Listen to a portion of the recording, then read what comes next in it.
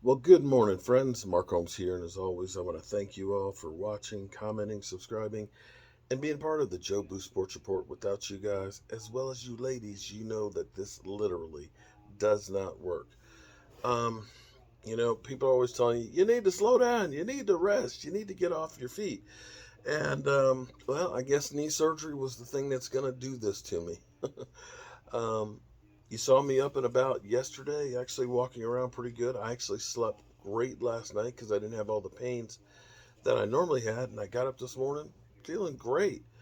But evidently, that might have been some of the pain meds that I was given because now this hurts like a mother humper, and it's not quite as easy to walk. But I'll have more on that later on because I want to do some research on some of the pain meds and stuff that like the NFL uses, or a lot of the players use Tanadol, which they would take that before games in anticipation of pain to help them move, but they realize that it causes internal bleeding, and they're recommending players not use that.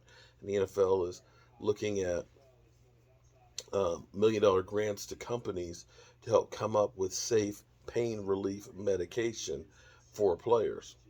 So I want to dig deeper into that later because I sit here and think about after surgery last night, I'm walking around with no pain, full range of motion, and feeling good. And now that it's worn off, it's like I can hardly walk.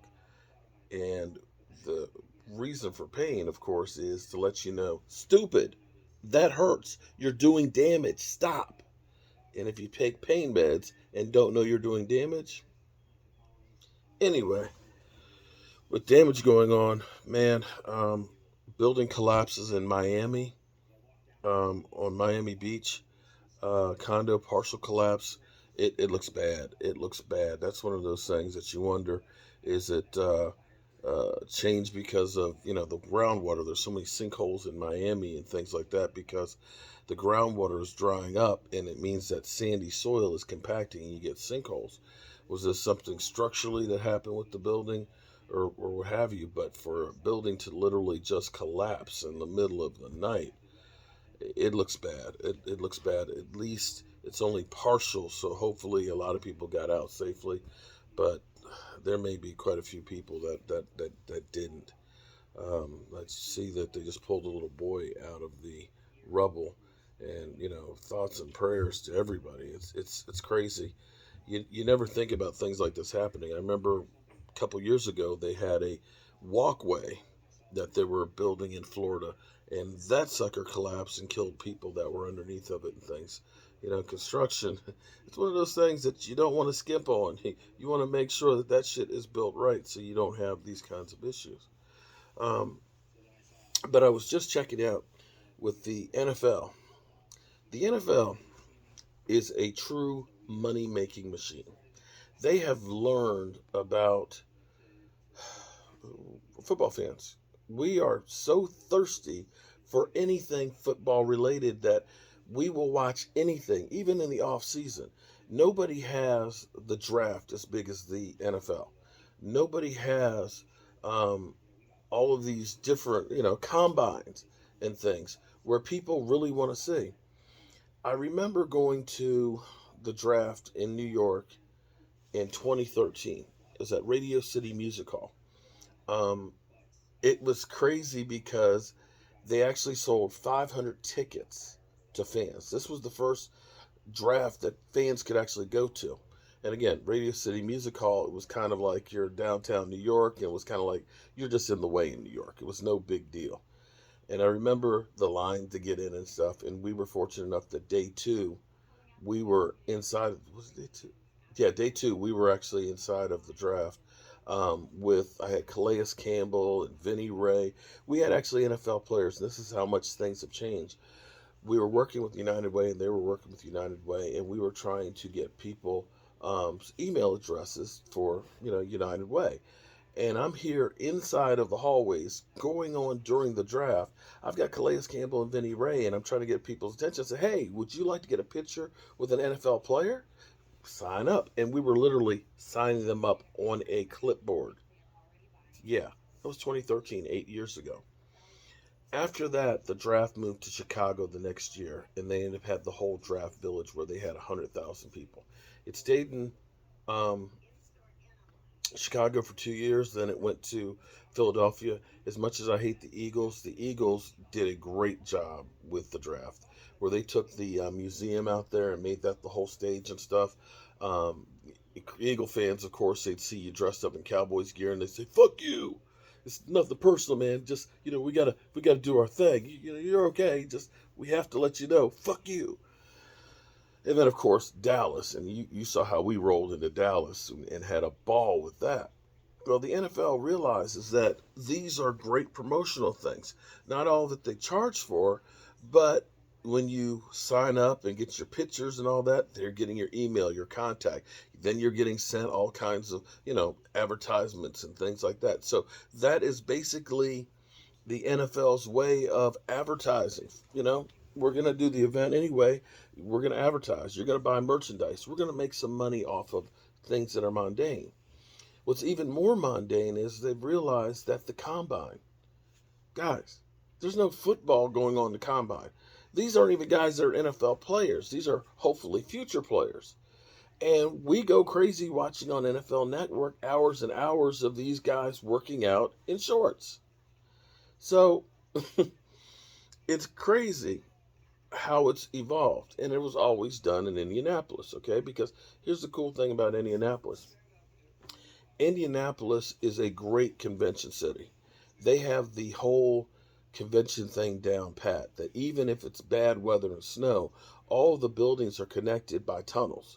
I have to say Minneapolis is that way too, because even when the Super Bowl was in Minneapolis, if you're downtown, you can get anywhere downtown going through building to building to building, literally watching through, aerial tunnels, some of them underground, but tunnels that keep you warm and out of the elements.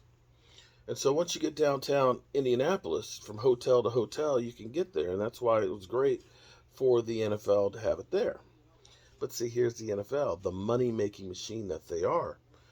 They're putting out bids. So when they realized that people would go to Chicago, boom, they go to Philadelphia, it got bigger. Boom, they go to Dallas, it gets even bigger. And then it was going to be in Nashville. Okay, so Nashville, boom, that was a great destination. Then it was supposed to be in LA, and excuse me, Vegas. Vegas, which will be next year, will be huge for the draft. I'm hoping to be there, but that may cost a fortune when you think of the cheap seats for the Vegas season opener are about $900 a piece. That's going to get a sky high because the NFL, they trying to run a business here.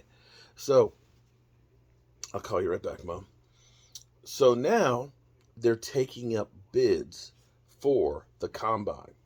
They realize that guys like, me or people like Vosh would probably go to I'm surprised if Vosh did not go to the combine if it was an event, because that's, the moneymaker. And I could see tons of us YouTubers all going, especially when Dallas is looking like they may end up getting the combine in 2023.